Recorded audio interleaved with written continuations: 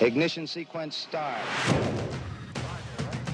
All engines are running. We have taken tremendous steps. We choose to go to the moon before this decade is out.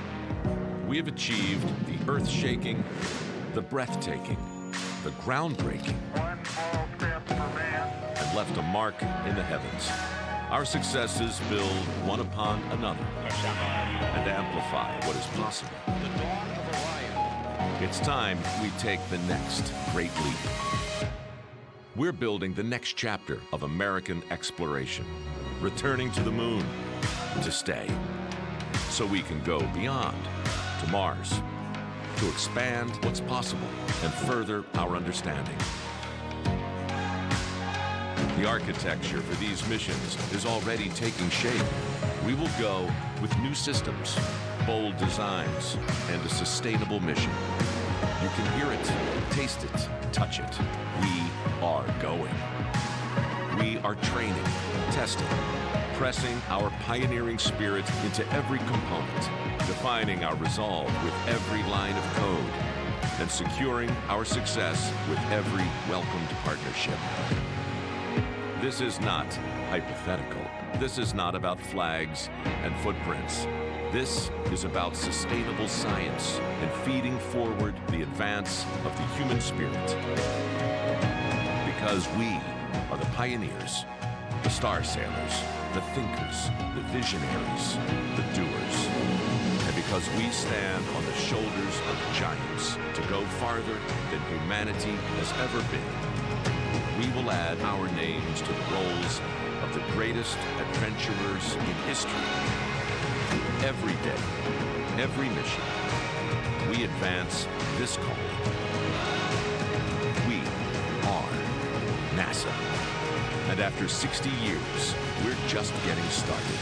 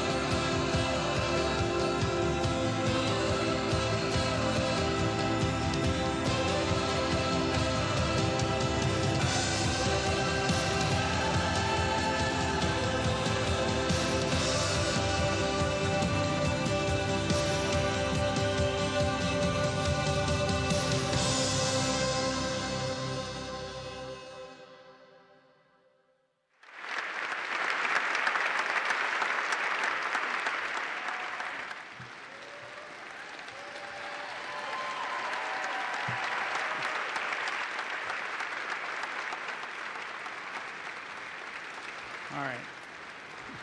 Man, those videos are a tough act to follow. They were outstanding. Well, good afternoon and welcome to the Kennedy Space Center in the dawn of a new era in the exploration of the moon and Mars. I'm Bob Cabana, and I have the privilege of leading this amazing team at America's premier multi-user spaceport. I'm pleased to welcome you all, distinguished guests, NASA's valued employees watching from across the nation, and our media guests here and abroad. It was 50 years ago, this July, that KSC was the launch site for that historic Apollo 11 mission. When President Kennedy stood before a joint session of Congress and he announced his ambitious goal of sending humans to the moon and returning them safely, we still had to figure out how to make that work. We quickly ramped up operations here at KSC. We had the Mercury 7 crew here. We hosted them. We worked hard on Gemini, learning everything that we needed to know to get humans to the moon, to make those first steps on the lunar surface 50 years ago. We'll be making similar incremental steps as we build a sustainable architecture to reach our goals of the future.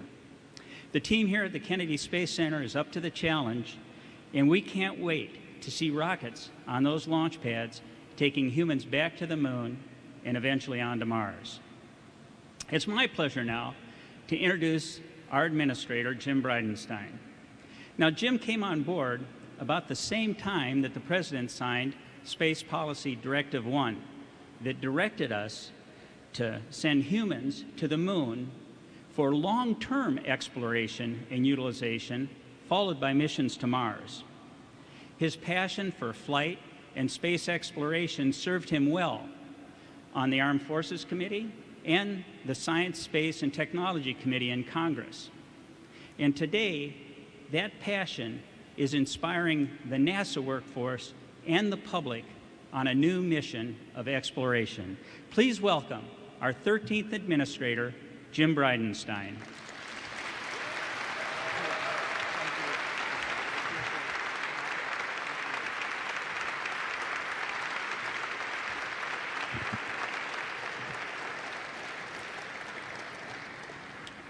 Well, Bob, thank you for that great introduction, and thank you all for being here on a day that I think is extremely exciting.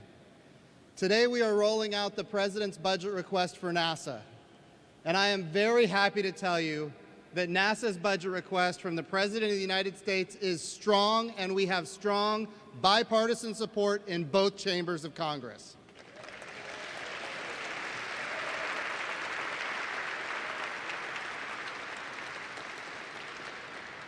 Now, many of you know that I'm a Navy pilot by trade, and I'm going to spend a few minutes talking about a mission that I think is a lot of fun, very exciting, and transformative, as a matter of fact, for the way we fly in the United States of America. We have been plowing through the atmosphere at 0.6 Mach for 70 years, and I think it's time we change that. And the X-59 is our tool to do just that. In this budget request, the X-59 and the Aeronautics Research Mission Directorate is funded at a very strong level. I want to talk for just a second about what this means. Last year we saw, really for the first time, a test over Galveston in a populated center, what a sonic boom will do to communities, both from just an annoyance perspective and maybe from an infrastructure perspective. And when we saw that, we were able to make determinations as to what the level of tolerance would be for a sonic boom. It has been banned for a long time by the FAA to fly over the United States at supersonic airspeeds because of the disturbance and the problems with infrastructure. Well, we at NASA are working really hard to change that. And the low boom flight demonstrator is the tool to make that happen. In this particular case, we are assessing what is the tolerance for a low boom, and we're imaging it. In fact, just the other day, we had a B-200, a Beechcraft King Air, fly with a brand new camera and look at two T-38s flying below it at supersonic speeds and looking at that pressure wave, not just at the bow, but at all different parts of those T-38s and how those pressure waves combine. Because when they combine, that's when we get that really loud supersonic boom that can be disturbing and, in fact, troubling for infrastructure.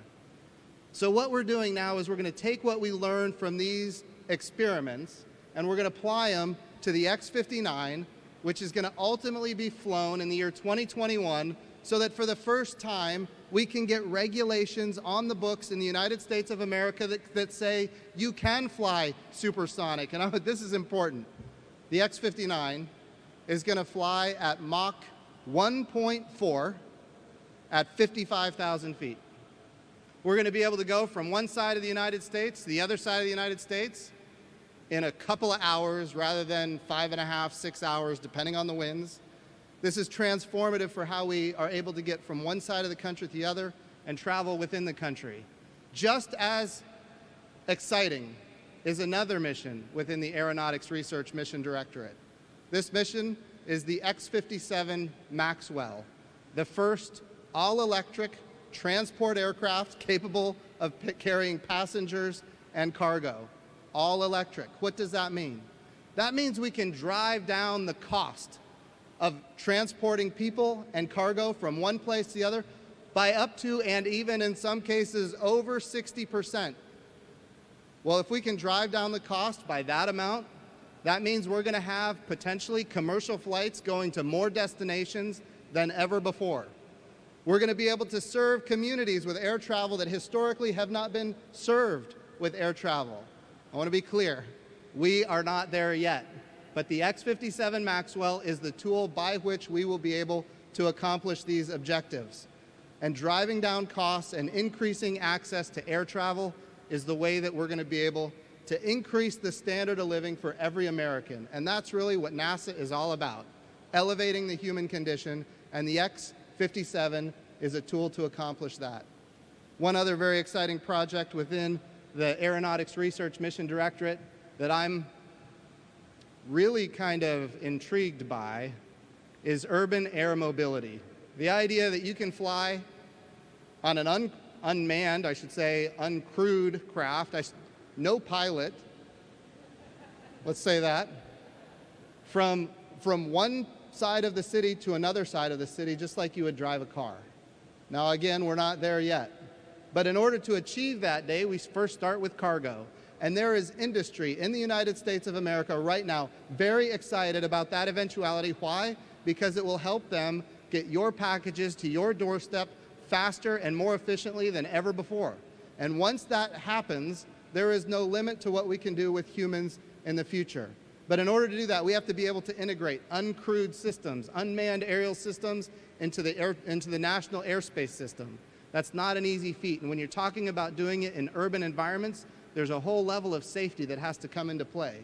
And so what NASA is doing within the Aeronautics Research Mission Directorate is working on those very challenging problems so that one day we're going to be able to deliver packages to your doorstep in a vehicle that flies in the sky over populated centers more efficiently, and even one day fly humans from one side of the city to the other. So these are all very exciting things within the Aeronautics Research Mission Directorate. And I wanted to make sure that I started the speech today talking about that part of the budget because as a Navy pilot, I like the idea of everybody being able to fly supersonic, and of course, everybody being able to fly in general, and eventually everybody being able to fly from one side of the city to another side of the city. So let's take it up a notch from aeronautics to space. We have seen what happens when we, as NASA, in low Earth orbit, we become one customer of many customers in a robust commercial marketplace in low Earth orbit. We just saw a SpaceX Crew Dragon dock with the International Space Station, deliver some cargo, namely a little Earth humanoid, ultimately do a lot of tests, undock, fly home, and land safely. That is a first step in a much longer mission for NASA to become one customer of many customers in low Earth orbit in a robust commercial marketplace, and at the same time having numerous providers that are competing on cost and innovation. Why is that so important? Because we need to drive down costs. We need to increase access. We need to make spaceflight more available to more people. That includes commercial activities. We're talking about manufacturing. We're talking about tourism. We're talking about pharmaceuticals, maybe fiber optics. We need to develop that very robust commercial marketplace in low Earth orbit. It starts with cargo. It is now starting to get to the point where we're going to be launching Crew. And by the way, we're going to do that in 2019.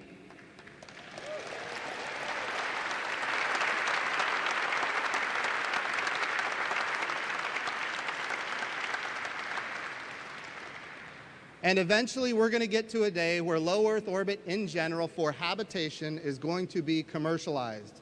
In other words, NASA will be a customer of many customers with numerous providers competing on cost and innovation, not just for resupply, not just for crew, but in fact for habitation, for science, for discovery, for capability in low Earth orbit.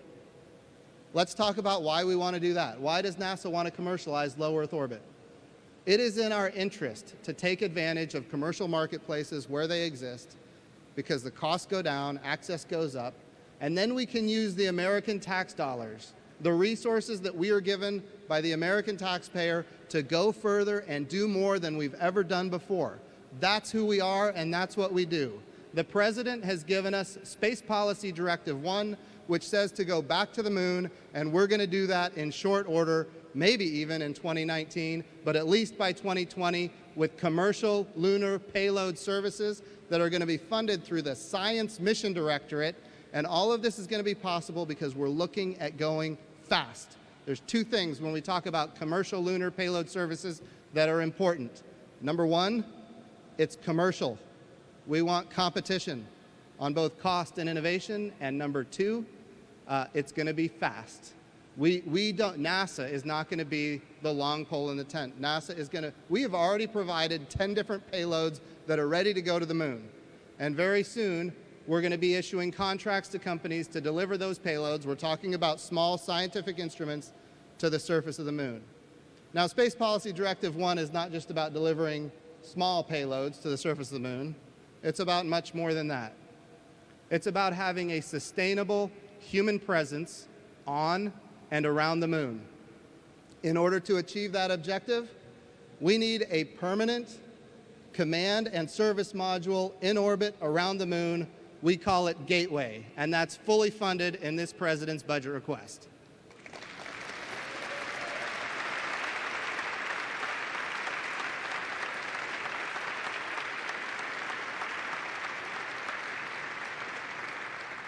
I hear people sometimes say, well, you know, Gateway is not a space station. It is not. It is a command and a surface module. But it will have the opportunity to have crew.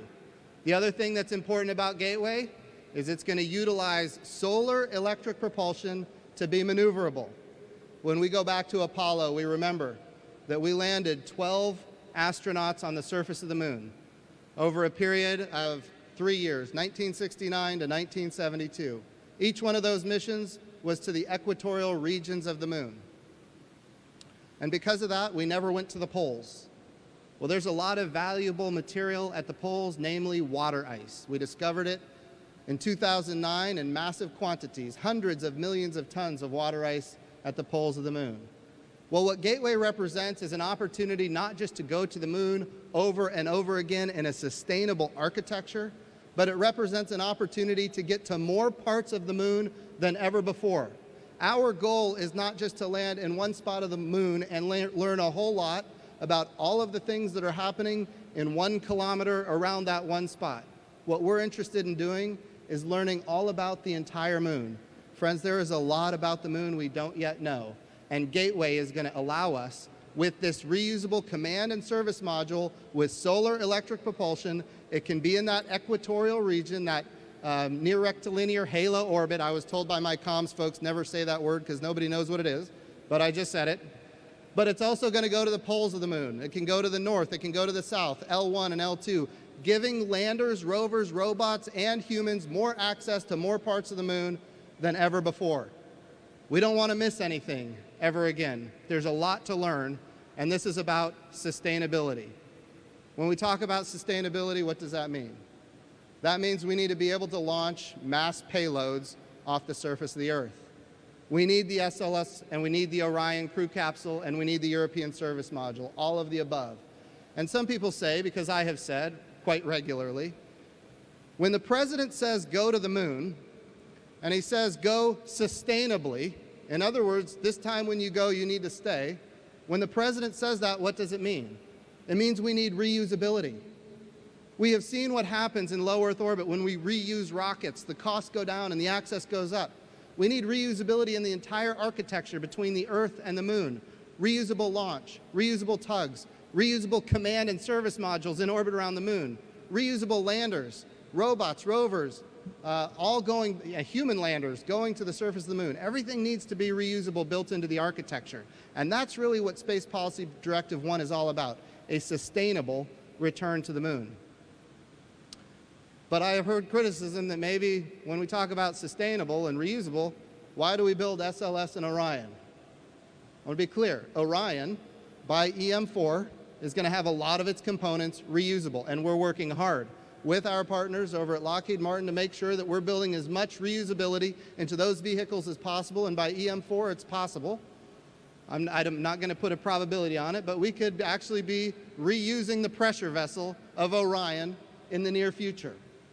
That's going to help us build reusability and sustainability into the project. When it comes to SLS, and on this point I want to be crystal clear, SLS is not reusable, but it is a critical piece of the architecture that enables us to deliver reusability to the moon. We're talking about launching Gateway and Orion and the European Service Module. All of these things are part of a reusable architecture.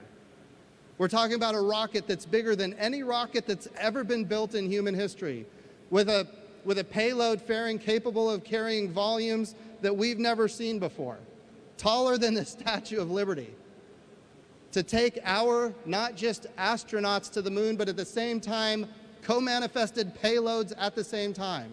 This is a transformational strategic capability for the United States of America. And I want to stop for just a second and let you know this.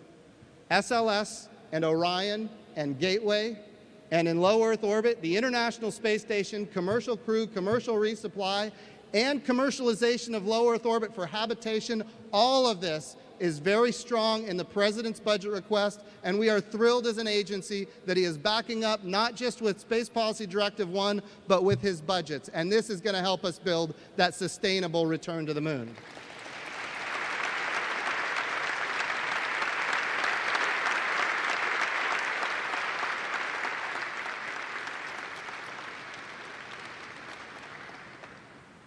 There's one other very exciting thing I need to make sure everybody is aware of when we talk about our moon activities. For the first time in over 10 years, we have money in this budget for a return to the moon with humans. I'm talking about human-rated landers, compatible with Gateway, that can go back and forth to the surface of the moon. We are funding human-rated landers to go to the moon for the first time in over 10 years.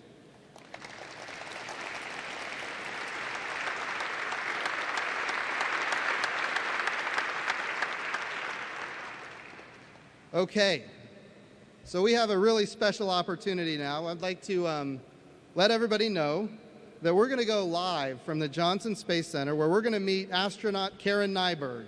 Karen is going to take us through the inside of a mock-up of the Orion crew capsule that astronauts will use to fly to the moon.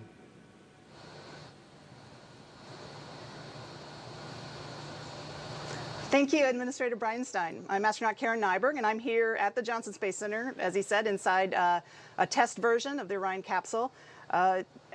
Over at KSC, you, of course, are seeing the real hardware, what is going to fly crews to space, to the vicinity of the moon. This is actually a volumetric mock-up. It's the same size, what you would expect, what the Orion is. We've been using it quite extensively here at the Johnson Space Center for engineering and operational evaluations. And you really get a sense when you're sitting in here, when you get inside, what it's going to be like for the crew when we actually start taking it to the vicinity of the moon. I'm sitting here next to the commander's seat. The commander would be sitting here to my left, and in front of us are the displays. We have three screens that we can switch depending on what phase of flight we're in. We can pull up any number of displays. Here we monitor all of our systems, communication prop, our ECLIS, our electrical system. We can monitor our attitude in space and also our trajectories, and also send commands from here as well. It's quite slick. Above my head, you'll see we have several windows, which I think is a key component for any vehicle that is going to carry people. And I'm sure this is going to provide a great view of the moon for folks as they're getting near. It's really an exciting time for everybody at NASA right now. Not only are we building Orion and SLS, but at the same time, we're continuing to do the work and, living on board the International Space Station, doing research for investigators all over the world. We're also demonstrating some hardware on the space station, and of course, fostering the commercial participation in space travel.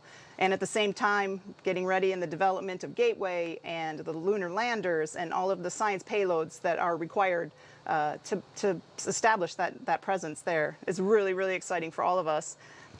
I have with me here to show, this is a lunar sample that was actually brought back from one of the Apollo missions, and this one actually flew on a space shuttle to the space station.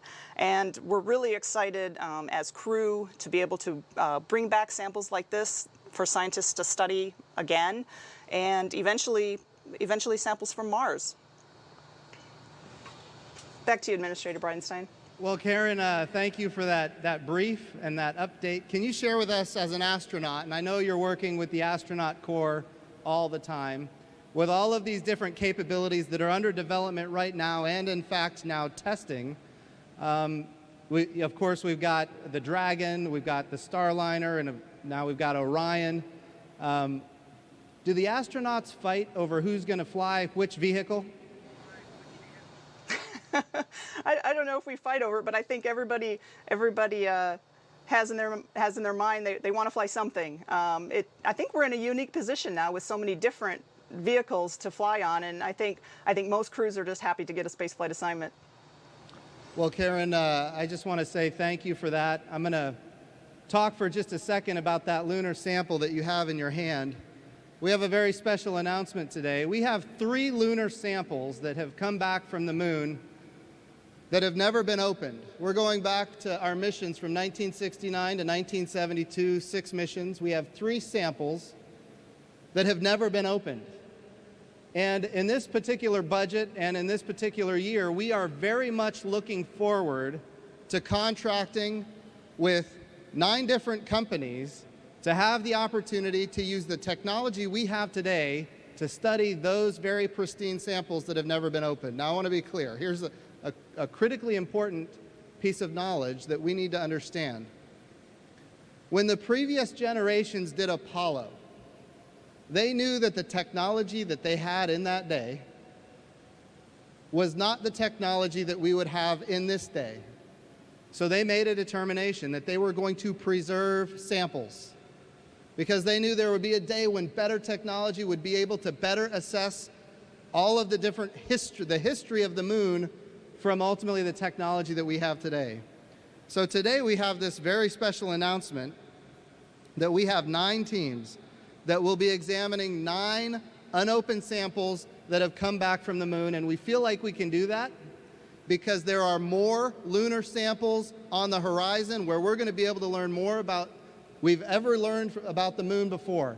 So I'd like to thank, if it's okay, the Apollo generation for preserving these samples.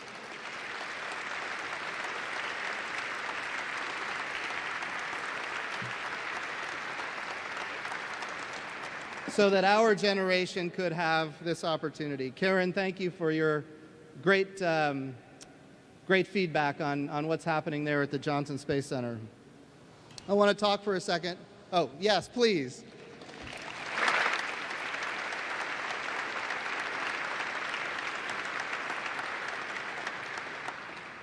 I want to talk for a second about the Gateway.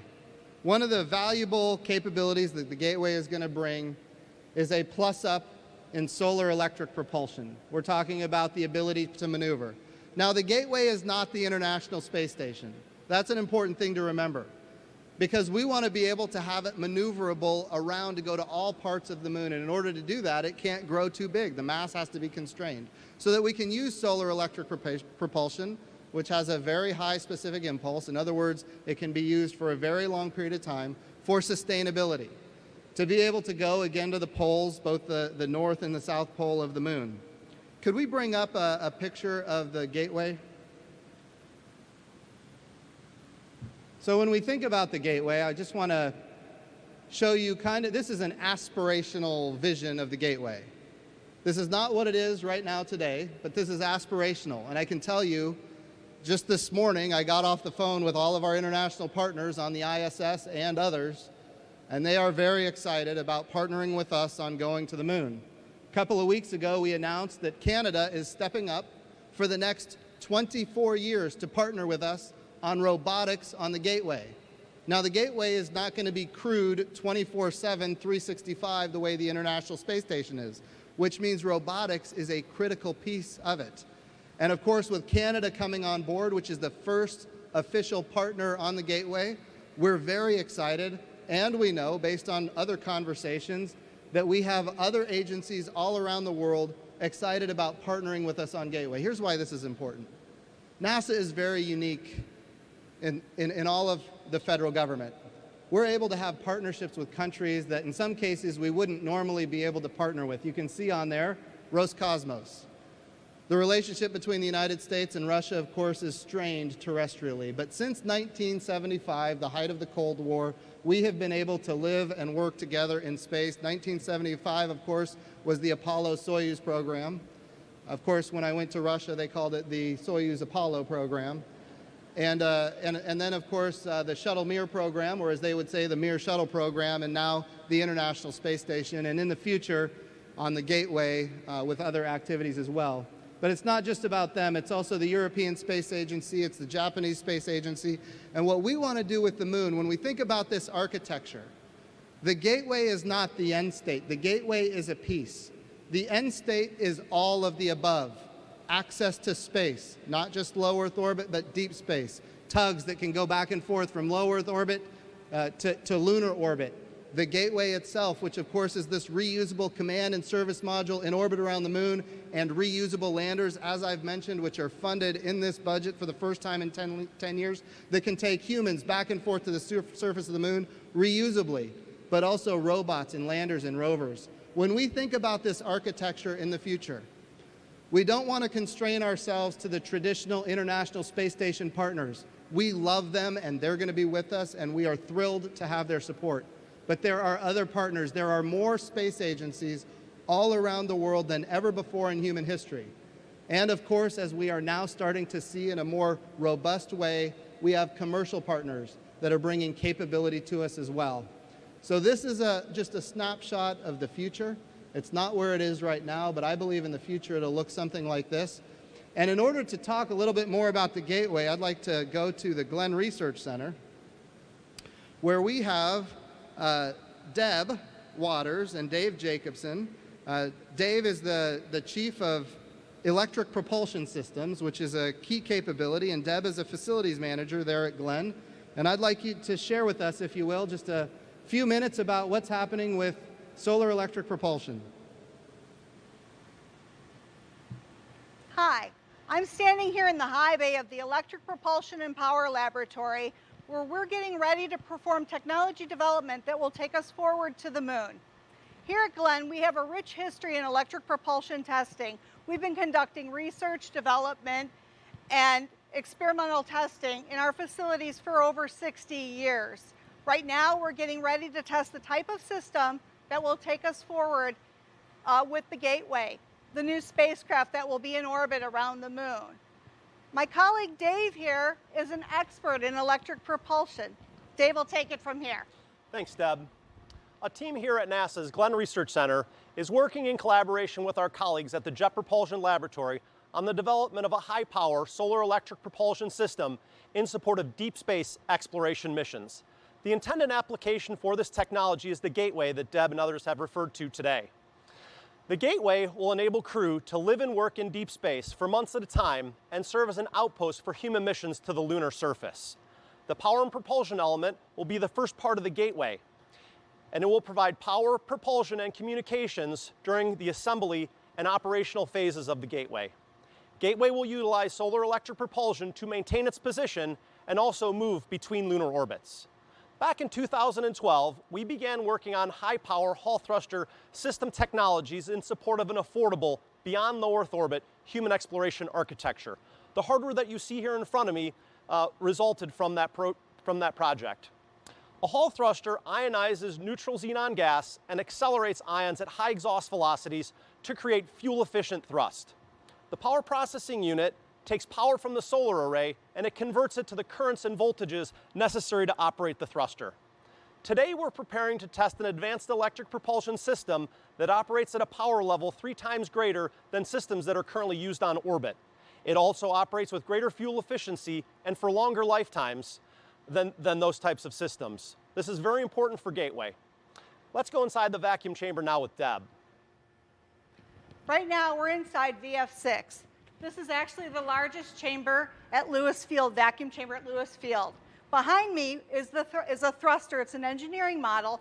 Around it is a thermal shroud.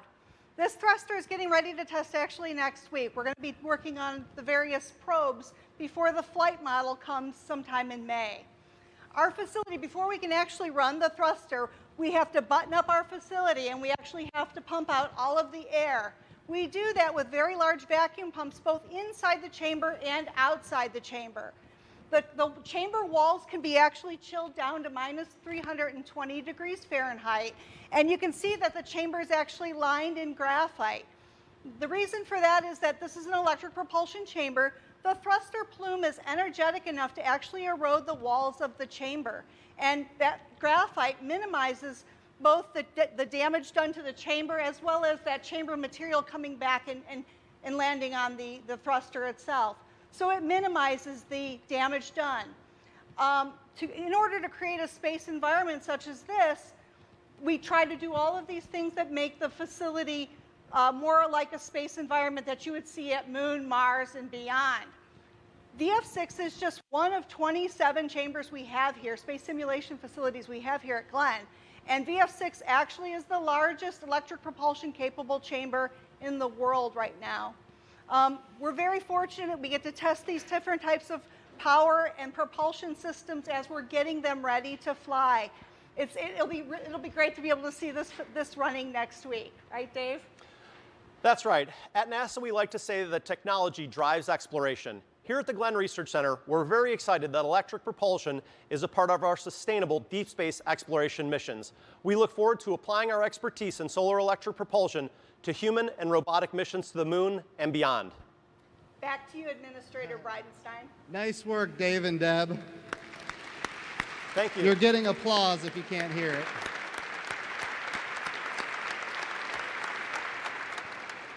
I got a question for you guys, just real quick before you leave. What's the next major milestone in this propulsion development?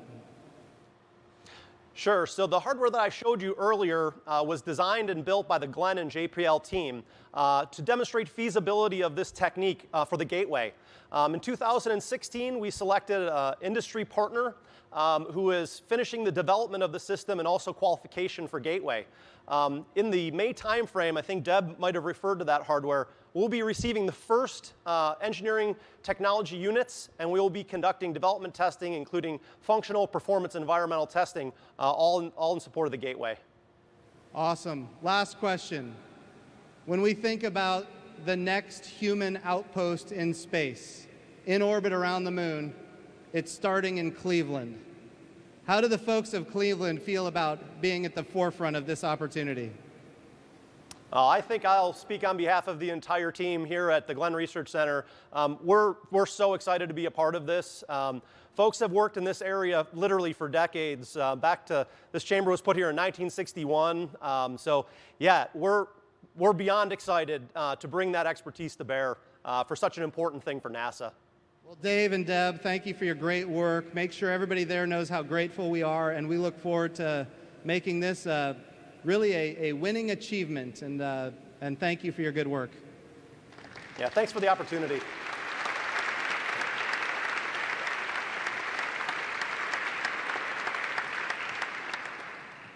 So we've talked today a lot about the moon, and we have all heard the President's Space Policy Directive 1, which I am charged with carrying out, that today's budget announcement enables us to achieve. To go to the moon sustainably, with international partners and commercial partners, to utilize the resources of the moon. In other words, the hundreds of millions of tons of water ice that we've already discovered. Water ice is air to breathe. It's water to drink.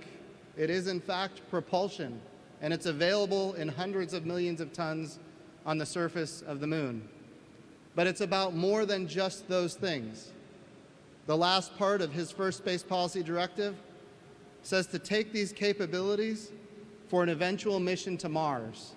So what we're trying to do is prove capability, prove technology, retire risk, make sure that what we develop is not a dead end and in fact has capabilities of being utilized on another world. That other world, of course, being Mars. Let's talk for a second about Mars. And by the way, when we're talking about Mars, let's start talking about the Science Mission Directorate, the Planetary Science Division of the Science Mission Directorate. Here's what we know about Mars. Because of Spirit and Opportunity, we now know that Mars was at one time covered with water. In fact, its northern hemisphere was 2/3 covered with water. And in fact, there was flowing water on Mars. Because of the MAVEN orbiter, we now understand ultimately what happened to that atmosphere on Mars. When you talk about an ocean, what you mean is, yes, there was an ocean, but that means there was a thick atmosphere as well, and at the same time, that means there must have been a magnetosphere protecting Mars from all of that radiation coming from the sun and from deep space. We know that to be the case now because of Spirit and Opportunity and MAVEN. All of these things collude to say that at one time in Mars's history, it was habitable. I'm not suggesting that it was inhabited, but it was habitable. And here's what we know now because of the Curiosity rover.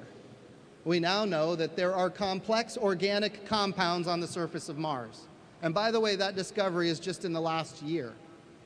We now know in the last year that the methane cycles of Mars are perfectly commensurate with the seasons of Mars.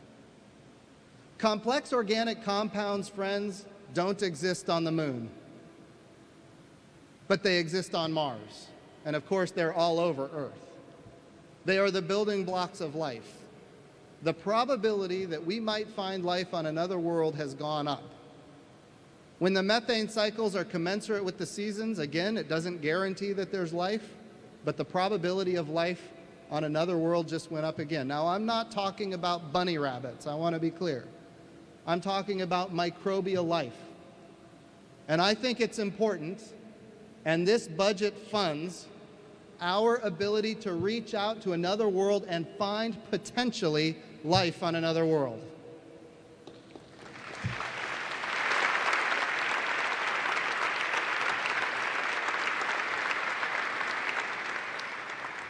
So how do we do that? This budget fully funds Mars 2020. This is an amazing capability. For the first time, we are going to cache samples of Mars for an eventual return. We're also going to figure out how do we use the carbon dioxide of Mars to create oxygen that eventually humans will be able to breathe. And even more exciting, we are going to, for the first time, fly a helicopter on another world with the Mars helicopter.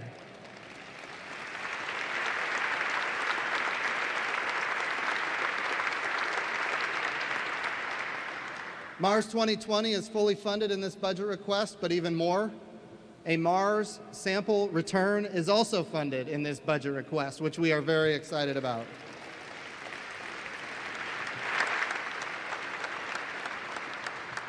The moon is the proving ground.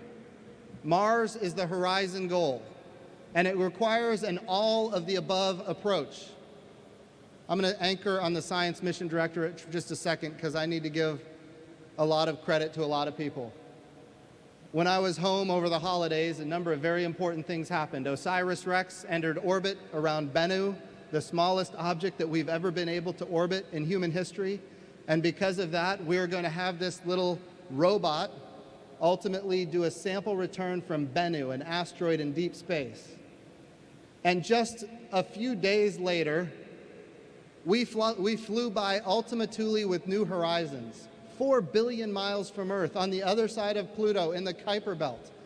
And we're getting beautiful images of this asteroid in the Kuiper Belt that is a binary contact. And of course, before we did this flyby, we had no idea what this object would look like, but now we know.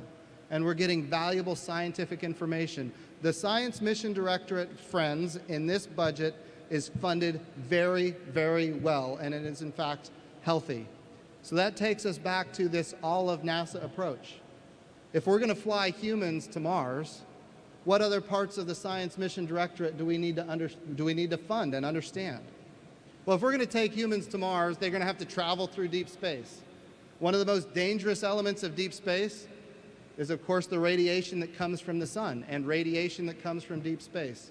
We need to better understand how the sun puts this radiation into space. We need to be able to, in fact, predict solar flares and corona mass ejections, because if we're not able to predict that and our astronauts end up in the middle of something like that, it could be very damaging for their health.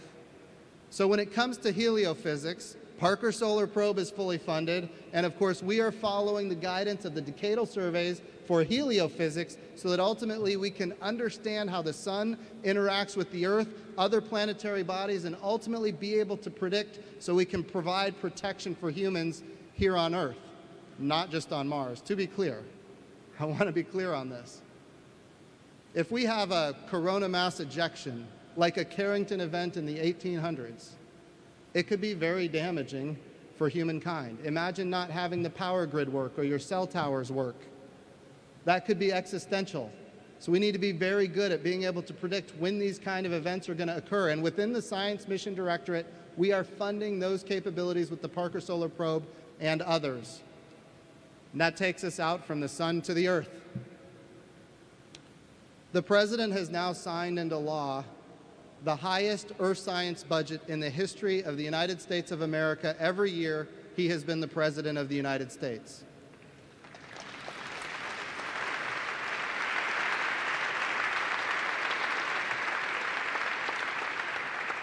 And this budget request is higher than 5 of the budgets that came out of the previous administration.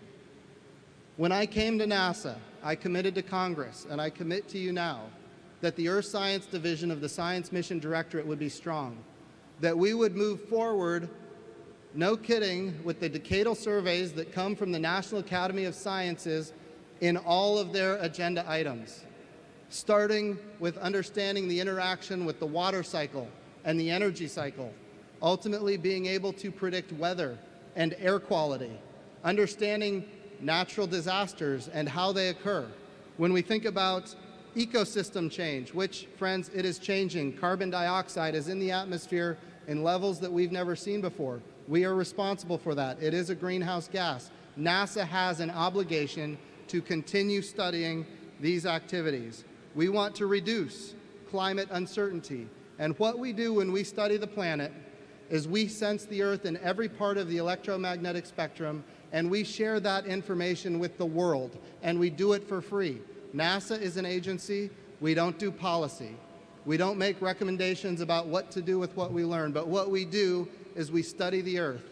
And as I committed from the beginning, we are studying the Earth with as strong a budget as we have seen really in a very long time right now, and this budget request for Earth science is very strong as well.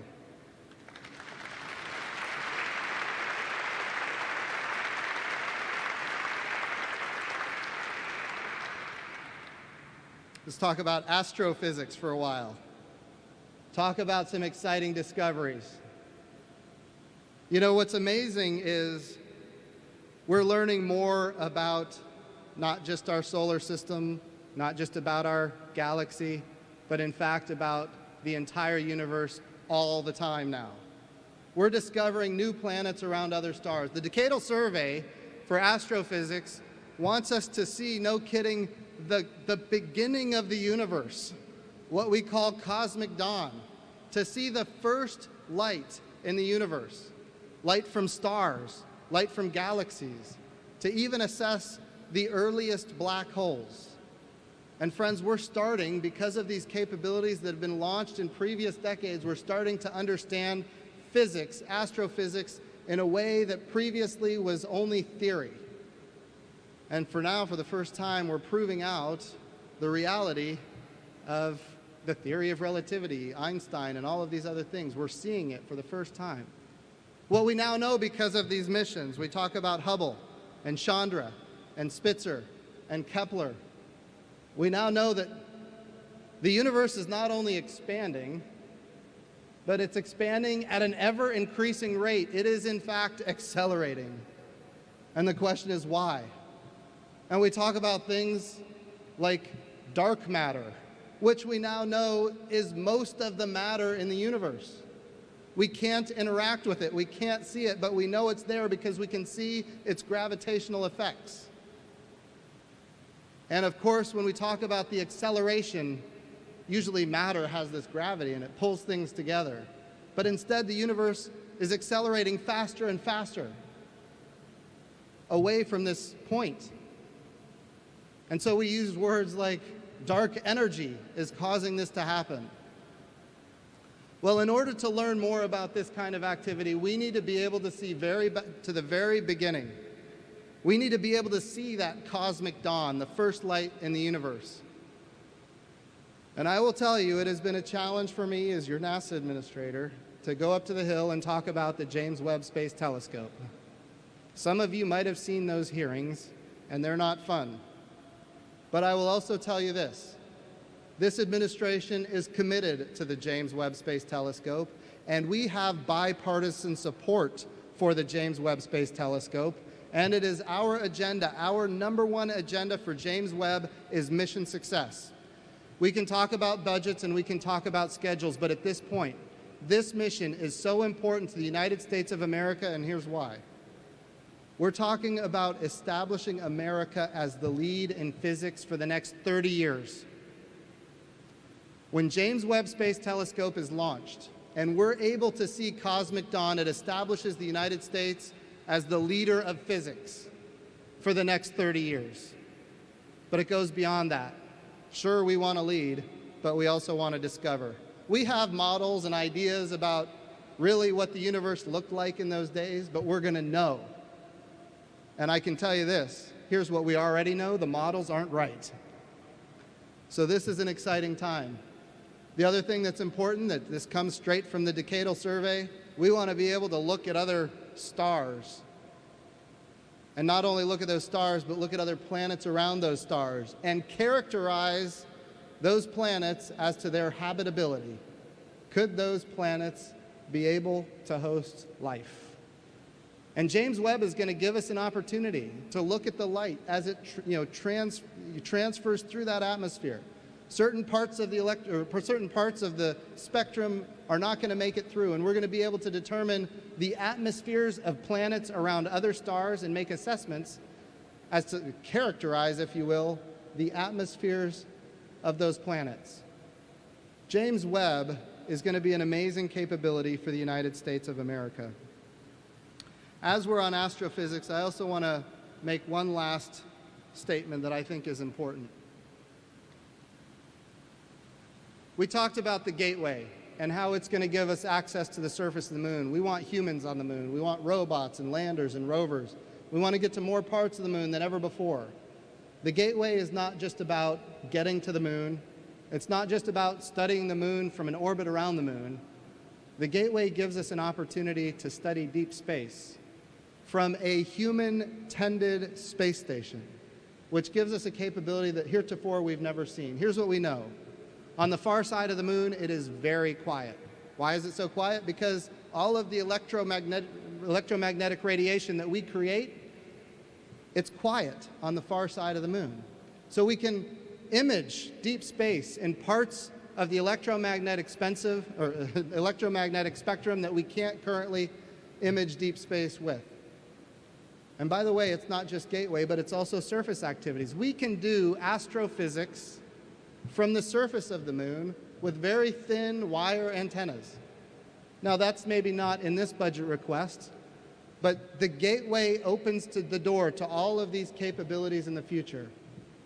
So in closing, I want everybody to know that NASA's budget request is very good. And we have bipartisan support, which I have been committed to from the beginning for NASA. Not just in the House, but also in the Senate. And we're going to be able to accomplish more than we've ever been able to accomplish before because of the administration support and bipartisan support. So what does that mean for us? Friends,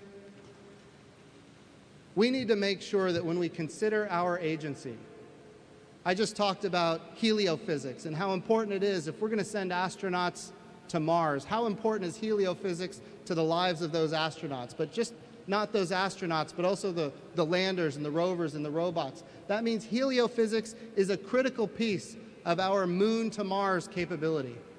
And it goes beyond that.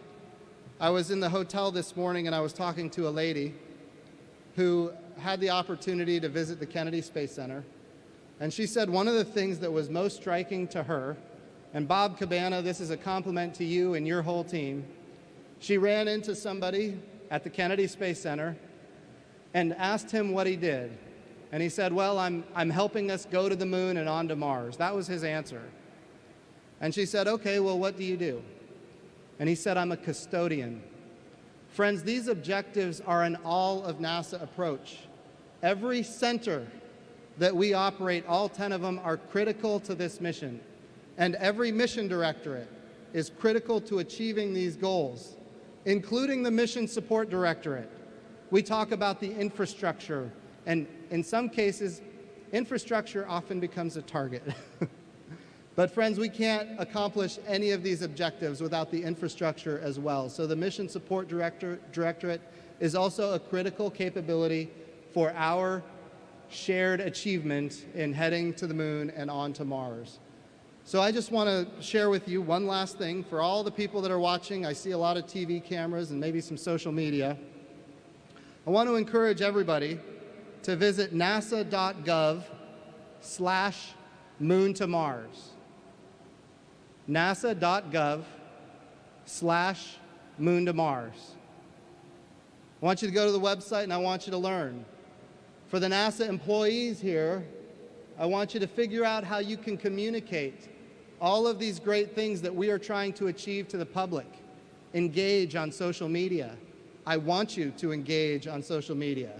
If you have Twitter or Facebook, or just talk to your friends, make sure you are letting them know what we are doing and why, because this is transformational, and it's only going to happen if all of America buys in. The other day I went to the World Ag Expo, and everybody was like, why is the NASA administrator going to the World Ag Expo? I'll tell you why. Because we need all of America to understand how we have changed the human condition. When it comes to agriculture, we're sensing every part, the Earth and every part of the electromagnetic spectrum and sharing that with the world. Well, who needs that? Farmers sometimes need that. We have an agreement with the Cooperative Extension of the University of California where we're taking that great information and sharing it with them to the point where they are able to increase crop yields while reducing their water usage by 25%. And by the way, in the desert of California, that is a big deal. And at the same time, because they're not watering so much, preserving 50% of the nitrates that normally would have eroded into the water supply. Those nitrates help the plants grow, and guess what? When they're in the water supply, they're very bad for humans, and it costs a lot of money to get them out of the water supply. So we're saving money, increasing crop yields. The plants are doing much better because the nitrates are actually in the soil where they ought to be. And they're able to achieve these because the Earth Science Division of the Science Mission Directorate is providing this data to the Cooperative Extension of the University of California in a small scale. What does this mean for the future? When I was at the World Ag Expo, I talked about doing it for Uganda. Uganda was able to use NASA technology to be made aware of a drought that was on the horizon. We can detect plant stress long before humans can detect plant stress. We can do it from space. And because of that, instead of spending tens of millions of dollars doing disaster relief, we spent a couple of million mitigating the disaster before it happened, saving lives, saving money. But friends, it's not just about crops, although crops are a critical piece. The way we communicate, DirecTV, Dish Network, internet broadband from space, XM radio, sending high-resolution motion pictures all over the world for national security and defense, communications, born from this little agency we call NASA, space-based communications. We talk about how we navigate with GPS, how we produce food, which we just talked about, how we produce energy, Geocarb, another Earth Science Division mission that is helping us make sure that as we produce energy, we're not polluting the atmosphere. And that, by the way, the energy companies love that because then they don't get fined, which is a good thing. The way we do weather prediction and understand the climate, the way we do disaster relief and national security, the way we do banking. All of the banking transactions in the United States of America are dependent on a timing signal from GPS. A lot of people don't realize that. The way we regulate the flows of electricity on the power grid, dependent on a timing signal from GPS. Terrestrial wireless networks, dependent on a timing signal from GPS.